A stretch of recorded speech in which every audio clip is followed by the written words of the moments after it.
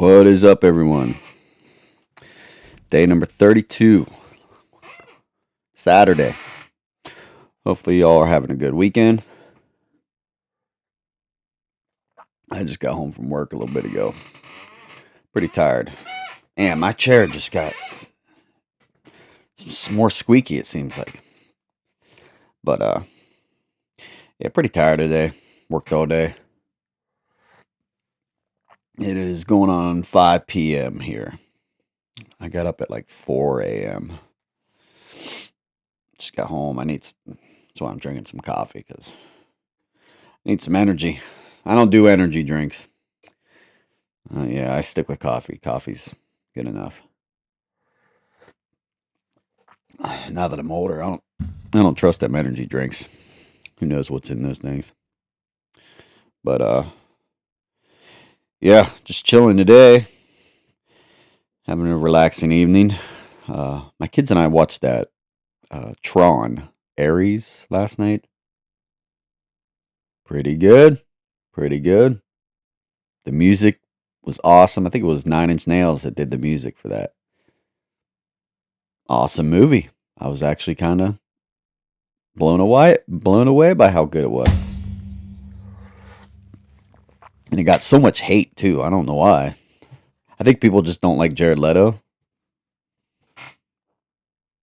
I like his movies. Like, people hated on Morbius. Me and my kids love Morbius. Yeah, he gets hate for the Joker, which I get, After Heath Ledger, it's like, you know, people expect some. It's hard to top that. So I think any Joker after Heath Ledger's just not good. They try too hard, I think. I don't know. I kind of thought that Jared Leto's Joker kind of fit with that Suicide Squad. It wouldn't have fit with any other DC movie, I don't think. Just didn't work. But I don't know. I just thought it kind of worked for that Suicide Squad movie. But yeah, Tron Ares, man, it was pretty good. Pretty good. Me and my kids loved it. The visuals, the music, it was good. That's why I don't listen to what critics say about movies. I got to watch them for myself, and then I'd be the judge. If I like something, I like something. You got to let people, decide what I like and what I don't like. And I don't care if I like something and they don't like it. So what?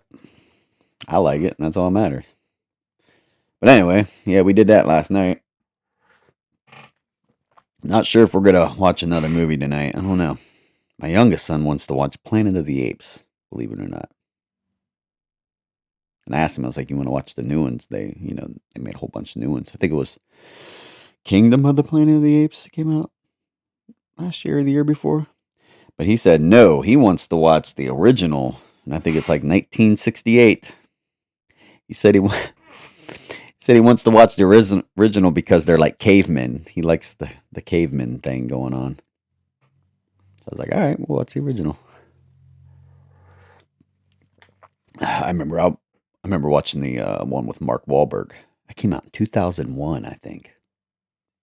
I like that one. But yeah, he wants to watch the Planet of the Apes, so I don't know. Might be a Planet of the Apes night. But anyway, yeah, I was at work today, and one of my buddies, he's going on a date tonight, and he was asking me what was better. There's a restaurant called BJ's restaurant here. I think it's like steak and burgers and stuff like that. He said that or Olive Garden, and he said the girl that he's taking out, she didn't care which one, but he was asking my advice, which one should he go to, and I never ate at the BJ's, but Olive Garden sounded good with the salad and the garlic sticks and the garlic bread and the salads. And I always got it was an appetizer. I think it had shrimp and it was on these little pieces of like toast or little bread with this sauce. Oh, so I'm getting hungry just thinking about it. But anyway, he was talking about going on a date and asking me if I date or whatever. And I'm like, nah, man. I'm like, no, If you watch my videos, you know my story. I just right now with my kids being young, I don't have time. I don't have time to date. I've been married twice, and I'm enjoying my freedom right now. I'm enjoying being single. Maybe one day. Maybe one day when my kids are a little older, I'll date again. Never say never. But anyway, he knew a little bit of my story. I explained some of it to him, and he also grew up with just his dad. His dad was a single father. He was raised by his dad, him and his brothers, I think. Kind of like my situation now with my boys. His mom wasn't. She left at an early age for him, and so he understood my situation. And with everything I went through, he asked. He was like, "I don't know how." He's like, "How do you survive? You know, how do you survive?"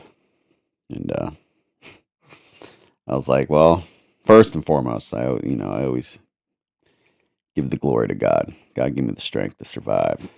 But you got to build a strong mind. I always say you got to build a strong mind." So that leads me to the quote of the day. The quote of the day: "You become very powerful if you can go through hard times alone.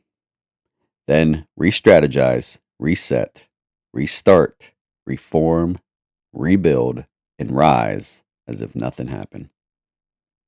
You can go through hard times, rebuild, and rise as if nothing happened.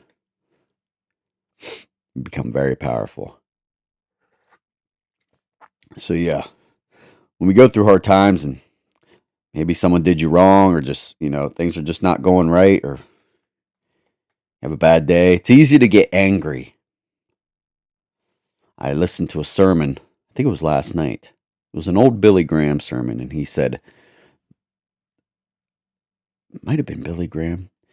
He said 90% of people sin out of anger. They're angry, and out of their anger, they sin. They do something stupid, which makes sense. There's been a lot of times, man, you just get so mad, and then you do something stupid, just out of anger. Excuse me. So it totally makes sense. A lot of our mistakes and sin, or whatever, bad choices, come from our anger when we're in like an angry state. So think about that whenever something goes wrong, or something doesn't go your way, or someone does you wrong, or someone just, something, whatever. Think of that. Think about that the next time when you go to make choices, during those hard times. Are you doing it out of anger? Are you making bad choices because you're angry, or? So think about that. So like I said, it's easy to make choices when we're angry, bad choices. But it's hard, to stay focused during those hard times. Not let our anger get the best of us and make us, do something dumb that we might regret later. Stay focused. You know, Stay targeted on the positives of the situation. Whatever the tough situation you're going through. Think positive. Think before you act. Don't do something stupid out of anger. And that's how you build a strong mind. You have to really stay focused. Because, man, like I said, the people nowadays, everything going on in the world, man, every little thing I see on social media is just, whether it be politics or whether it be just, there's anything anymore. I think everything on social media is just designed, and just going on in the world is just the news, whatever. I think it's just designed right now to make you angry and bitter. And you got everyone fighting each other, and there's just so much. This is what I believe are the days of Noah.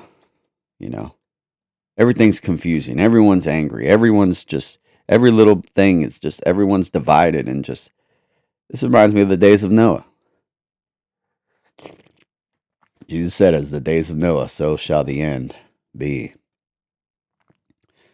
But anyway, so yeah, you got to build a strong mind, and you can't rise from the tough situations. You can't rise from that and act like nothing happened unless you have a strong mind. You continue to make bad choices out of anger. That would be what I call a weak mind. So, like I said, it's easy to do dumb stuff when you're angry, but it's hard to stay focused and targeted on, you know, stay locked in, stay positive.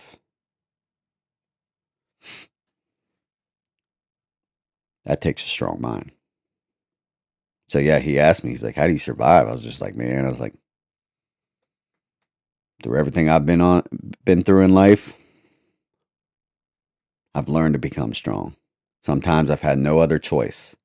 It was either give in, give up, or keep fighting. You want to have a strong mind, you want to have strong will, you keep fighting. No retreat, no surrender. You keep fighting. You don't give up.